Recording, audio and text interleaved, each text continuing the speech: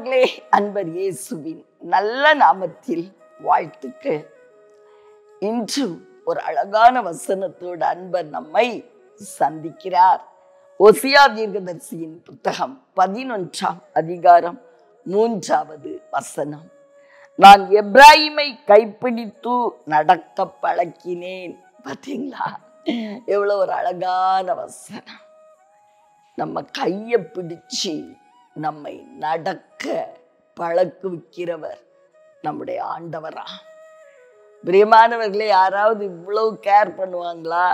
ஒரு தாய் தான் தன்னுடைய பிள்ளையினுடைய கையை பிடித்து நடக்க பழக்குவிப்பார்கள்.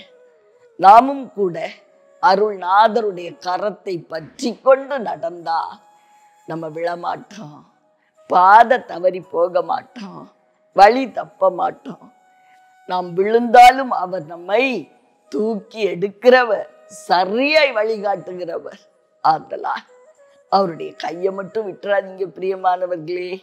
நம்ம கையை விட்டுட்டு ஓடிட்டோம்னா, எனக்கு எல்லாம் தெரியும்னு சொன்னோம்னா, சரி நீ நட அப்படின்னு விட்டுருவாரு.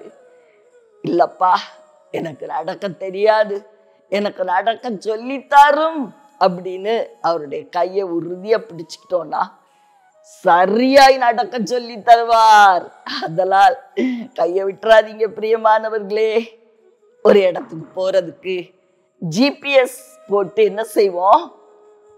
வழி காட்டி, அது பேர் வழிகாட்டுகிற மேப். அதுல ஒரு பெண் வந்து பேசிக்கிட்டே இருப்பாங்க, வலதுபுறம் திரும்பவும் இடதுபுறம் திரும்புங்க அப்படின்னு சொல்லி.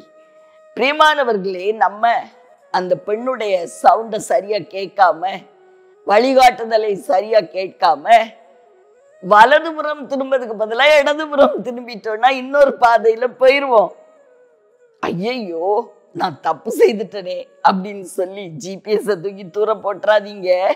நீங்க எந்த இடத்துல வழி தப்பி போனீங்களோ அந்த இடத்தில் இருந்து மறுபடியும் சரியாய் உங்களை வழி நடத்துகிறது தான் அந்த ஜிபிஎஸ். நம்ம அருள்நாதர் இயேசு கிறிஸ்துவும் அப்படித்தான். நம்ம ஒருவேளை அவர் கையை பிடிச்சிட்டு ஓடினாலும் அவர் மறுபடியும் நம்மளை கரம் பற்றி நடத்த காத்திருப்பார். பிரியமானவர்களே, அவருடைய கரத்தை பிடிச்சிட்டு மறுபடியும் நாம் சரியாய் நடக்க கற்றுக்கொள்வோமா? அவரை விட்டு ஓடிடாதீங்க, கையை விட்டுறாதீங்க. இக்கட்டான சூழ்நிலையில கூட, ஒண்ணுமே புரியாத சூழ்நிலையில கூட, உங்க கூட நின்னுக்கிறேன்ப்பா, நான் உங்க கையை பிடித்து கொள்ளுவேன் அப்படின்னு சொல்லுவீங்களா? சரியாய் நடத்துவார். உங்களுக்காக ஜெபிக்கிறேன். அன்பின் பரலோக தகப்பனே, அருமையான எங்கள் நல்ல இரட்சகரே நாதா, ஆவியான அன்பு தெய்வமே, நடக்க சொல்லி தாரும் ஐயா, நடக்க சொல்லி தாரும். We don't know how to walk அப்பா. சரியான பாதை தெரியாது, வழி தெரியாது, சரியான நபர்கள் யாருன்னு தெரியாது, சரியான சூழ்நிலை எதுன்னு தெரியாது. நாங்க உங்க கையை விடவே மாட்டோம், உங்க கூடவே நின்று கொள்ளுவோம் நாதா.